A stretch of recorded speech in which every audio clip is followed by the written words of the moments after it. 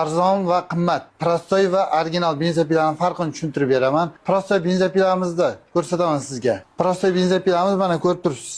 Faqat shestrnani o'zi. Bundan tashqari gilzalari ham prostoy bunda. 52 gilza bo'ladi. Original benzopilamizni ko'rsatamiz sizga. Gilza 58. Undan tashqari mana shestrnani orasida uzukchasi bor. O'ynab turibdi. Bu sep va sterilonni ushlab turadi. Sepni ligirovka, sepni o'lishdan saqlaydi. Sterilonni o'lishdan saqlaydi. Bu ikki tarafga borib kelib ligirovkani ushlab turadi. Qimmat va arzon, ya'ni prostoy va original seplarida farqini tushuntirib o'taman sizga.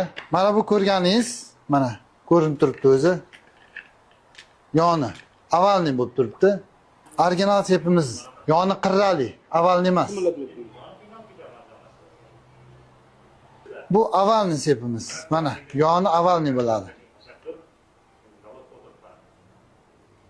Keyin hamma aytadi, yoni plastmassa bo'lsa, prostoy benzopila deydi. Yoni alyumin bo'lsa, qimmat benzopila deydi.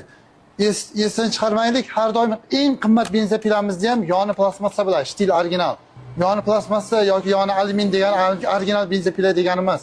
Tanlovda adashmang.